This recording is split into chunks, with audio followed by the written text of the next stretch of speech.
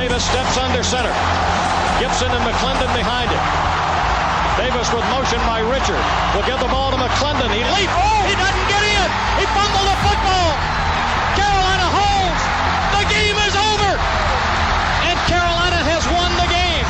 Finley to throw. Over the middle, intercepted. Wolford again.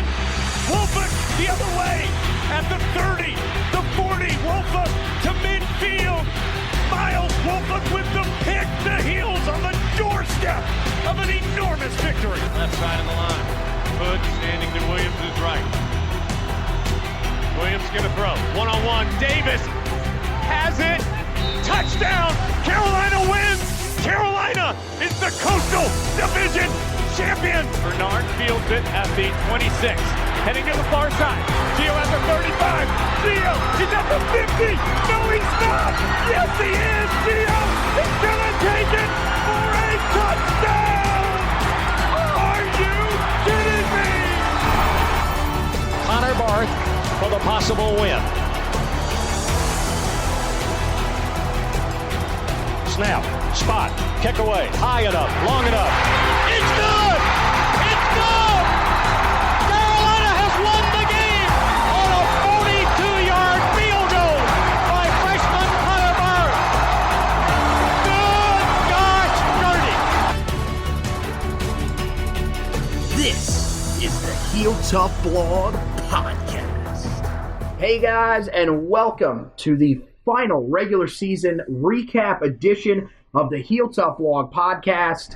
The 2020 season is officially in the books for the North Carolina Tar Heels as they finished up their final game of 2020 in 2021 on January 2nd, this past Saturday against the Texas A&M Aggies. The Tar Heels fought extremely hard, a really great game, a lead at one point early in the fourth quarter before Texas A&M scored 21 straight points to pull out the victory over the Tar Heels, 41-27 in the Tar Heels' first Orange Bowl appearance in program history and the first major bowl appearance for the team in 71 years. And so we welcome in my co-host Josh Marlowe, who's actually here in person. Coronavirus seems to be behind me, so we are going to be in person for the rest of the way here as we start to get into the offseason. We're going to do our award show in the next couple of days, probably sometime maybe early next week, and we'll be in person for that one, and we'll actually be back on camera. Today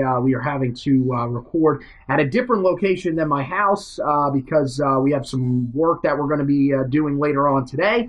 So once again, it'll just be the waveform, but you guys have seemed to enjoy that when we've been doing that. So we'll keep that up for you whenever we have just audio editions of the podcast. But Bud, this was a game where Carolina came in very shorthanded. There were a lot of questions as to whether or not Carolina would be able to keep up with a Texas A&M team that many people thought deserved the opportunity to go to the college football playoff, especially after the prior day's loss from Notre Dame, where they were dominated by Alabama. But Carolina held their own. They did everything that they possibly could. A lot of young guys in the lineup, especially on the offensive side of the ball. And this team came into the fourth quarter with a chance for Sam Howell and his offense to find a way to win this game.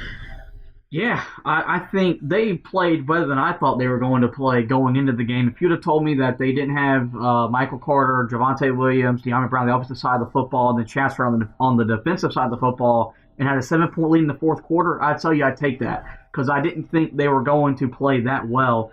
And I think you leave the game as what we talked about going in the game. This was a good chance for us to look at what we have in the future for the program, and you can't leave this loss but nothing but with positive feelings as we get ready for next season. Now, on the interim, you would like to have seen Carolina play a little bit better in that fourth and final quarter to win the football game. That 4th and 1, if you have Michael Carter and Javonte Williams, you probably convert that. I thought they should have thrown the football with Sam Howell or given him a run-pass option. And then defensively, I think that was the difference in this game is that A&M's physicality just wore Carolina down in that fourth quarter. And that touchdown run, you failed to make a tackle and a kid sprints something yards for a touchdown. It's really hard to come back from that.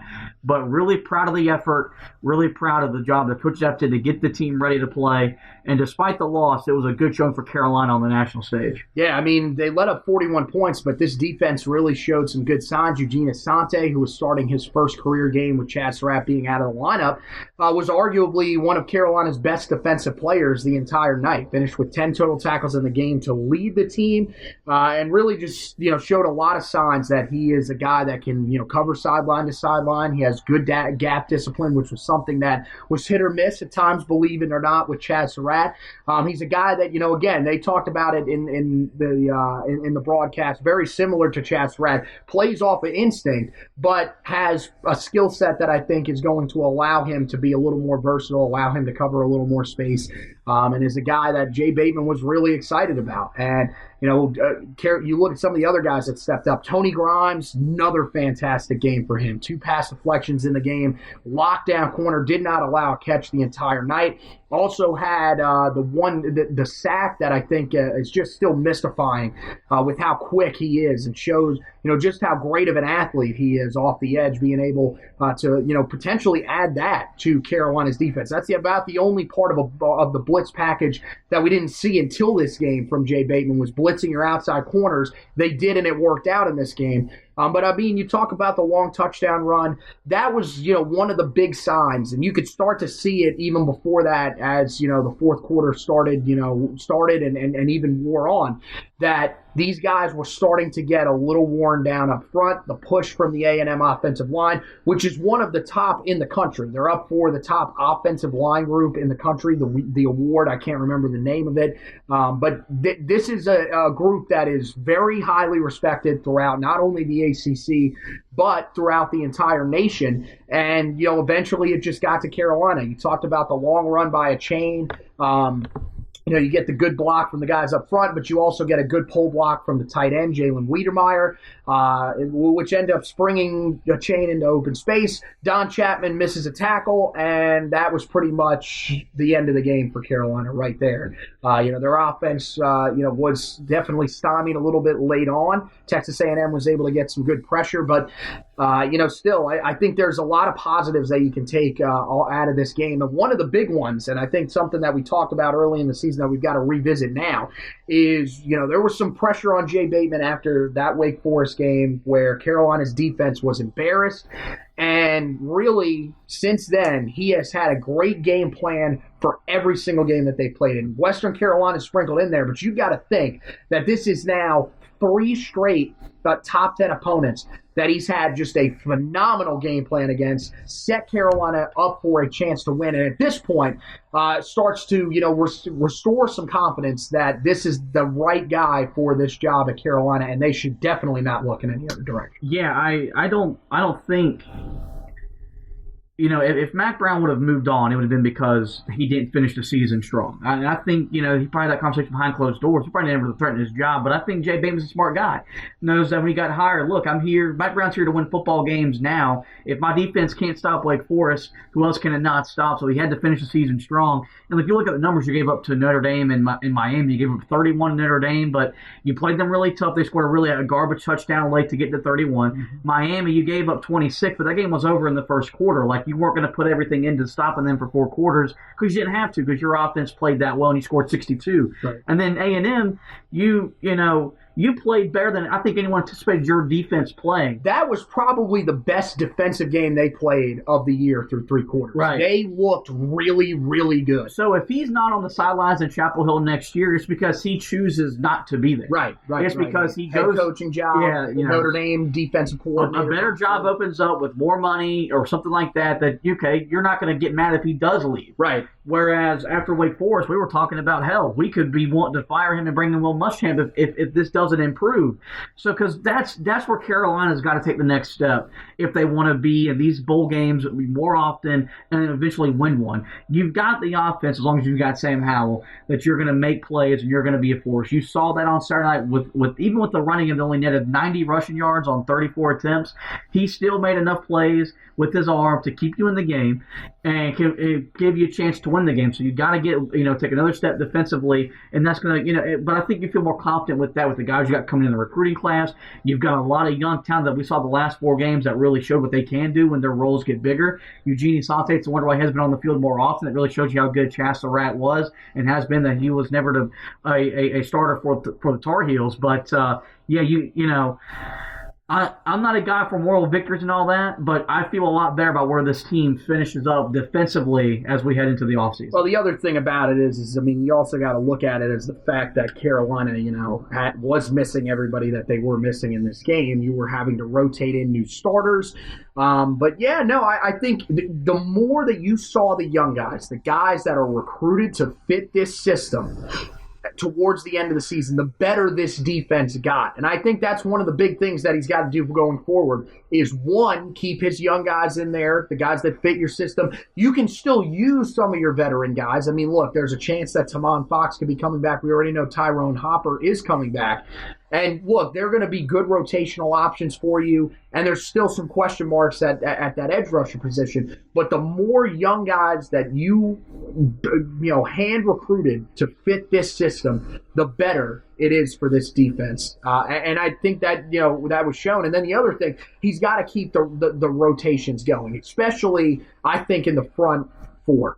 Your edge rushers and your defensive linemen, because when we saw that rotation start to become a big part of what Carolina did, which started in that game against Notre Dame, really actually it started late in the game against Wake Forest. That was where you started to see some progression from this team, because you're starting to see the guys that are fresher out there and are able to put up better numbers. That's one of the things, like you said, with the Eugene Asante.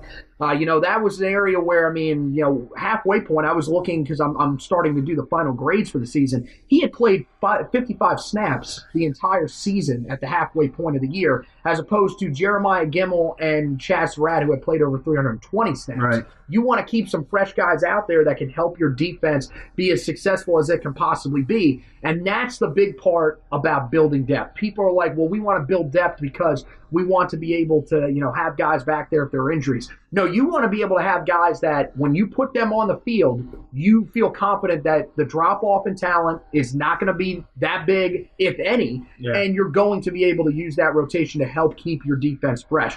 Last thing we'll talk about with the defense, and we'll go a little more in depth to this when we sort of recap the season and talk about the team as a whole. The secondary is a little bit of a concern to me. Not the corners. I think they're fine out there. Tony Grimes has been just fantastic. To close the season, he's a guy that, is going to be starting next year. I thought Kyler McMichael, once he came back from his injury, looked really good as well. You're going to have Storm Duck coming back next year off of whatever lower body injury he suffered earlier this year that cost him all but one game this season. So it feels like Carolina's in a really, really good spot at corner. But the concern is more at safety. Trey Morrison, 7 total tackles in this game, was second on the team, but also missed some very key tackles in the open field. Has struggled at times in coverage. Don Chapman, nearly non-existent in terms of helping you in run defense, despite playing 50 snaps in this game, the second most among safeties. Carolina's got, I think everybody's concern is up front, can they shore up the defense, the defensive front 4? That's what's going to help this team become better. But I also think there are some big question marks right now at the safety spots going into this offseason. Yeah, no, I think they've got to get better, more efficient, whatever it is, a dynamics. They need something in the secondary that's going to elevate this defense to the next level. And we thought when they moved Trey Morrison back there earlier in the year, maybe that was going to be a guy because he looked really well against Boston College. But that was against Boston College, and when you played the tougher or some of the better teams in the ACC, and of course A&M, who was from the SEC, you could see where Carolina's lacking in the back 4. You've got maybe going into next year one of the best corner tandems in college football. Yeah. So you feel good there, but you need to have someone in the safety positions that can make plays. And Don Chapman does not show you that this year. He really regressed from his freshman season to his sophomore season. And Trey Morrison, maybe it's him playing out of position or whatnot, but you got to get that shored up, because if you fix the front 4 and your linebacker core is just as good with Eugene Asante, but your secondary ain't good, you're still going to have a lot of the same issues you came to this year with not being able to slow opponents down when you get into ACC games. And again, the front four is going to go into the success of the secondary as well. You'd like to see the front four get home more consistently. But the other thing is this is a team that finished with 36 sacks on the season. Yeah. So this isn't a team that did not get to the quarterback. It was just at times it would disappear when you really needed it. So I think, the secondary, as much as, we have the promise at corners, I think you do have to take a look there. And you've got to find somebody that can help you when it comes to playing in the box and stopping the run. Losing Miles Woolfolk there was huge. Yeah. I don't think we really thought about that when he originally left. We thought, look, there's some talent back here. The first game against Boston College, as you mentioned, they moved Trey Morrison back there. He looks really, really good. All of a sudden, you're thinking, okay, maybe this team is going to be fine on the back end. But yeah, as the season went along, you started to see the struggles of them being able to help stop the run at the second level, and you saw them struggle in the middle of the field to take away some of the slot receivers and tight ends, which can't all go against Jeremiah Gimmel, who had his struggles as well in coverage. But move over to the offensive side of the ball, and there is a lot to be excited about still. Like you talked about with Sam Howell, this was nowhere near his best start to a game. He was very silent early on in terms of the passing game. Carolina just could not get anything going throwing the football because they were really missing De'Ami Brown. But as the game went along, you saw Sam Howell step up. He made a couple of really great throws, highlighted by the biggest throw of the night that he made to Josh Downs on the 75-yard touchdown that gave Carolina the 27-20 lead. Again, he just continues to build a resume as a guy that is going to head into next year as one of the Heisman favorites.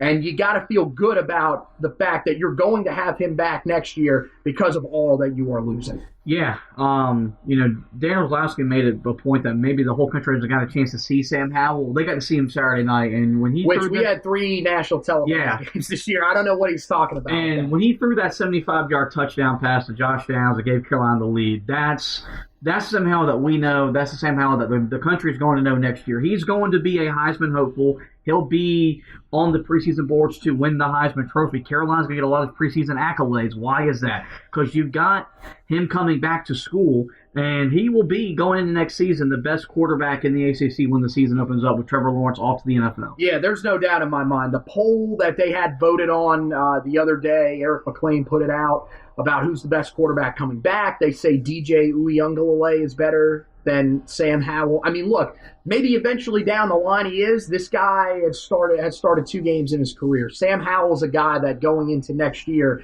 is one of the most well-known quarterbacks in the country. And, I mean, you look on the multiple sports books for the early bettors that want to put in bets for next year's Heisman. He is either second or third on those lists. So there's a reason why you should be very confident in him coming back next year. And you look at what he did without his deep threat. You can see where it did affect him early on, but once he got comfortable in the game, Phil Longo got comfortable. They figured out how to attack the A&M defense. He showed you the football IQ to make plays. He showed you the arm strength. He displayed everything that you know that he is. Right. And that's all you were asking for with him without having De'Ami Brown. So he gave Carolina a chance to win. That's what you wanted to see, especially with the running game, not having your 2 1,000-yard backs, and then the fact that British Brooks led your team in rushing. If you'd have told me that British Brooks led Carolina in rushing and they held a 4-point and they held a lead in the fourth quarter, I would have taken that, because I think we expected more from the running game outside of what we got.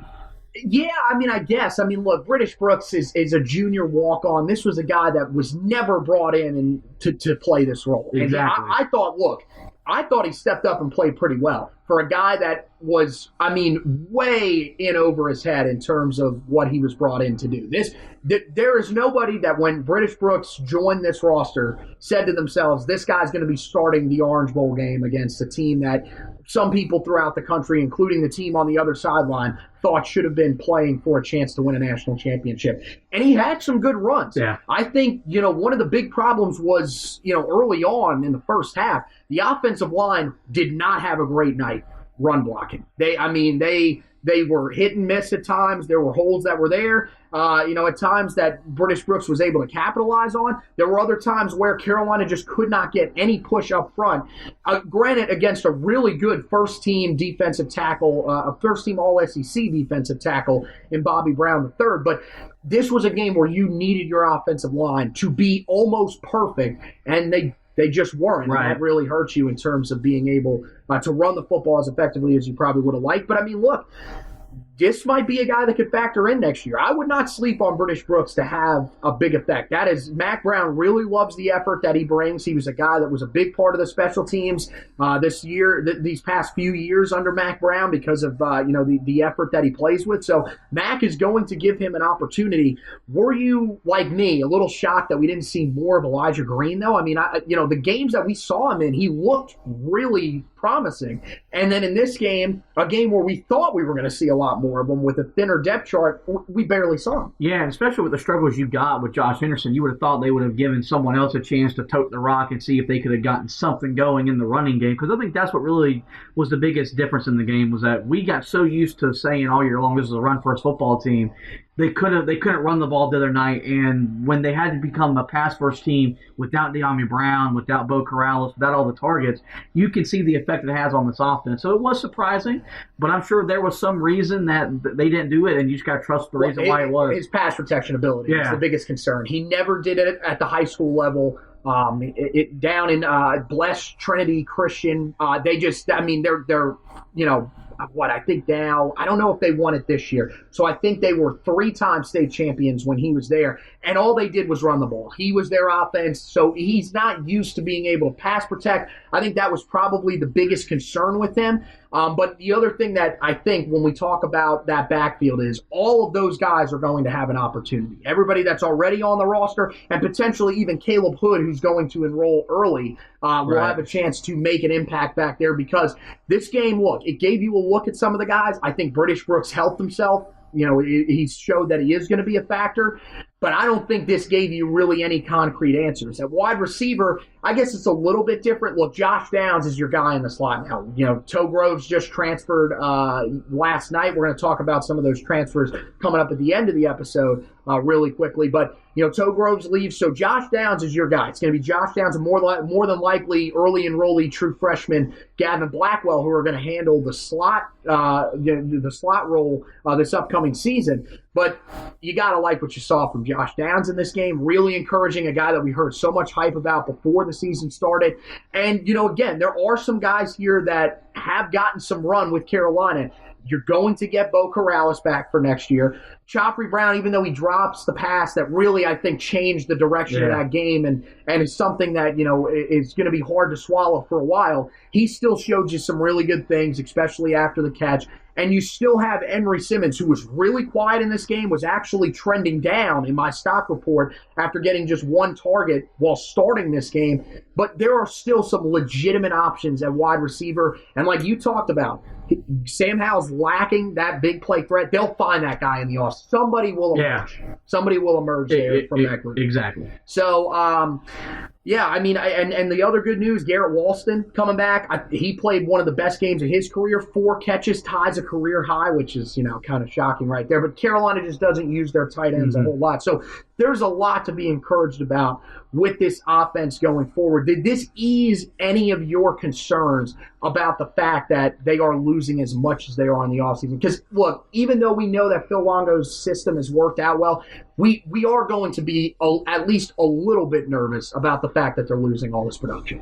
I'm more confident because you've got an elite quarterback that can elevate you where you're going to need, when you need him to. Yeah. So, look, this is a big offseason. Hopefully we can have a normal offseason for the program where they can get everything, all their spring work. As close to normal as you're going to get. Hopefully they can get as much spring ball in and stuff like that, because they're going to need it. Mm-hmm. But, the thing is that they've got the talent to replace the guys that they're losing. Right. It's a totally different feeling than in 2016, where we lost all those guys. We were sitting there saying, I don't know if we've got the guys that can actually replace Ryan Switzer or Mac Hollins or Mitch Trubisky. This year, you feel a lot more confident with how the staff is recruited, that they've got guys that can come in and contribute, and especially with the fact that we've seen freshmen contribute on both sides of the ball for this team. That's very encouraging. Last thing we'll talk about here from Texas A&M before we move on and get ready to shut this thing down.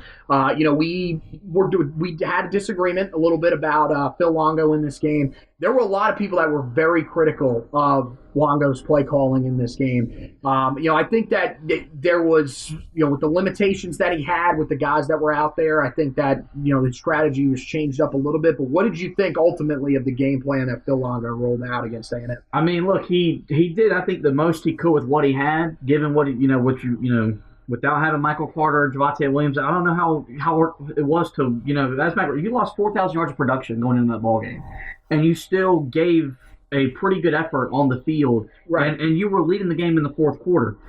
4th and 1, the game on the line. The ball's going to be in my best player's hands, and that's Sam Howell. I would have lived with him having to make a choice, whether it was a quick throw, a run-pass option, something, because you weren't getting a push up front to warrant running the football in that situation, and you get stopped short. So the red zone issues kind of resurfaced again, but okay, you're without De'Ami Brown, you're without your two best running backs. Right. How much does that factor into it? You just don't know. I think that was a huge factor why they took the 2 field goals early. To me, it looked very, very similar to the game plan against South Carolina in the first game of the Mac Brown era last year, where he didn't really know exactly what he had in some of his guys. So he said, look, what did Mac Brown say in that first game whenever they showed him in the locker room? And he says this against big opponents. Keep us in the game. As long as we're in the game, give Sam a chance to win the game late. I think that's why they were as conservative as they were in the red zone. I don't think that is something you have to worry about, because we saw this season they were a much better red zone team this year than they were a year ago. The 4th and 1 call, I mean, look, I wasn't as critical of the 4th and 1 call because it was there. It was there to be had. Josh Henderson just didn't. I mean, frankly, he just didn't execute. Yeah. I mean, look, he did some things well. He's still a guy that runs hard. He's a guy that's going to probably factor into that backfield next year, or that at least in the preseason, he'll at least have a chance to fight for reps back there unless he transfers. But the play was there. He just had to make it. I get what you're saying. Keep the ball in the hands of Sam Howell. I don't know if maybe that was an option for Sam. Maybe that was a version of a read pass option. You just never really know with today's offenses how they work.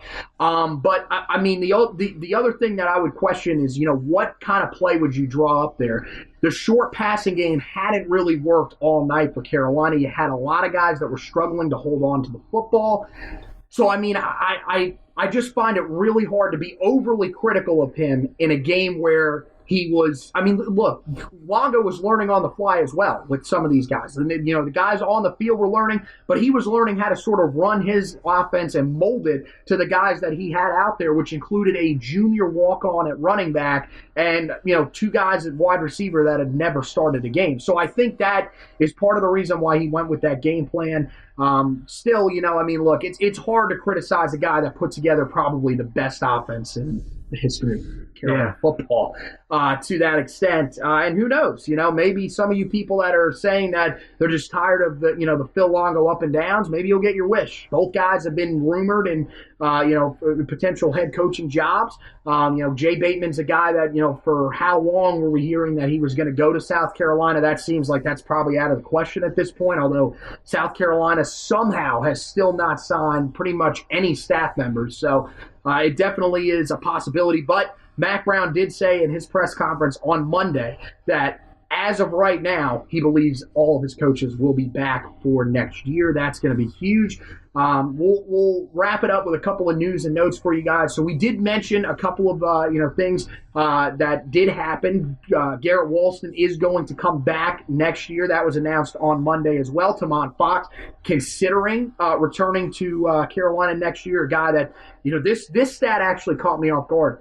He is tied for 5th in program history with Lawrence Taylor for the most career sacks after his sack on Saturday. 21 career sacks. As much as hell as we've given him for the lack of consistency, he is pretty highly ranked up there. He'd be a nice piece to come back to this defense as a straight line pass rusher, which you might be able to do a little more next year with the guys that you'll have at linebacker and potentially on the back end if you make some changes that will be able to hold up in coverage. So we'll see if he's going to return. Also, Daz Newsome did announce that he is declaring for the NFL draft. He had the option. Some people were asking me why I would announce that a senior is going to the NFL draft. He did have the option, like all the other seniors, to come back for an extra season of eligibility after everything that happened with the coronavirus, the rules that were put in place by the NCAA. He's deciding that he's going to go on to the NFL, which is probably a solid move for him. He's in that third to fourth round area, so he's a guy that's going to be able to go in, land on a team, and potentially be able to have a pretty early impact somewhere, either as a wide receiver or a punt returner. A couple of guys entering the transfer portal. Zach Gill on Sunday night, the defensive lineman. You remember him, came out of Wake Forest High School, really big recruit for Carolina back in the 2017 class. He was a guy that was, a high-end three-star. Carolina just never really was able to work him into their rotation, never really got comfortable on the defensive line, so he will move on, as well as Lancine Teray, another guy. He was in the 2018 recruiting class. He's going to have 3 years of eligibility remaining, never really made a big impact at all at Carolina, didn't even register a single tackle, but he's going to move on. And then, of course, the biggest one, the most productive guy that moves on is Rontavious Groves-Toe.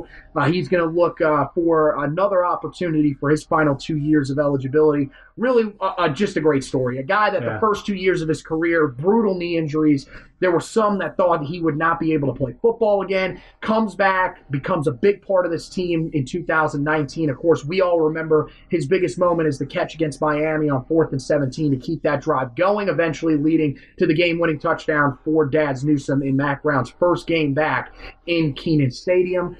So he'll move on and search for other opportunities elsewhere. And then that's really it. There's some stuff that will probably be coming out here on the recruiting trail in coming days. Of course, Zach Rice, he's been a guy that has been releasing some I guess news you would consider it. Pretty much he's confirmed that him and Gunnar Givens are looking into being a potential package deal for wherever they land. Both Carolina and Ohio State are two teams that are heavily in the running for both guys, and those are the two teams that most people think they are considering. And then he did basically release, I guess, a top three the other day. He told Hayes Fawcett of Recruits 24/7, he's a guy that makes up a bunch of graphics and everything for the recruits. You'll see his name all over the internet.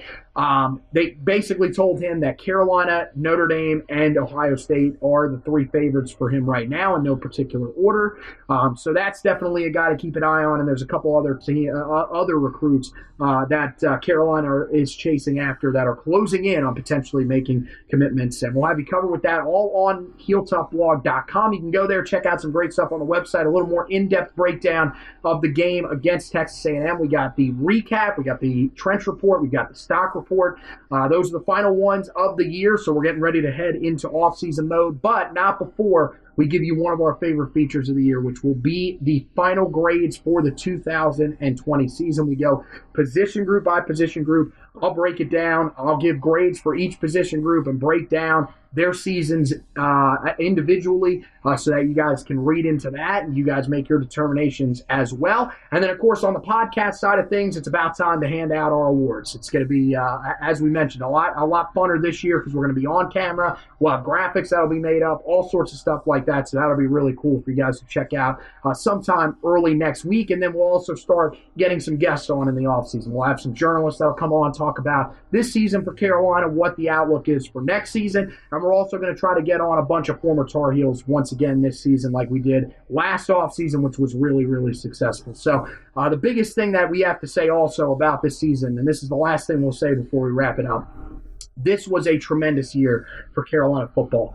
Both on the field, going 8-4, a lot of success. They go to a major bowl game for the first time in 71 years, even though they come up short. Still a really great accomplishment for this team. But the biggest accomplishment for this team, they did not have a single positive test on this team the entire season after they initially returned to campus with a few guys that tested positive. They got all that cleaned up. Carolina returned to practice and never missed a practice the rest of the season. The only game that was altered because on the schedule for Carolina was Charlotte, and that was because of COVID issues with Charlotte. So you've really got to commend not only the players, not only the staff that's around them, but this coaching staff as well for doing a great job of keeping these guys motivated.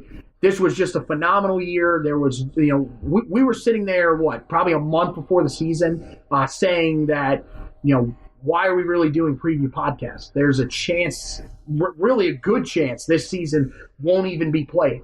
And now, here we are, 12 games later, and Carolina did everything that they had to do to be able to play this 2020 season. So, once again, great job by everybody around the program. And to be able to get this season in was great. It was an amazing ride for Carolina. And, the future is looking about as bright as it has for Carolina football in a very, very long time. So that wraps it up for this edition of the podcast. Make sure that you like and follow the Facebook page so that you get an update whenever we are putting out a new edition of the podcast. You'll get that we are premiering a video, and you can just tune in and watch it whenever it comes out. This one should be out probably sometime on Thursday, so you guys will be able to check that out. We're recording on Wednesday, so tomorrow it should be out for you guys. And then also make sure that if you're listening to the podcast, you rate, review, and subscribe to the podcast. The rating and reviewing helps us move up some of those rankings so that people that haven't quite tracked the podcast down just yet can do so. And the subscribing, that's for you. And when you subscribe, new episode comes out, it'll go right into your podcast library.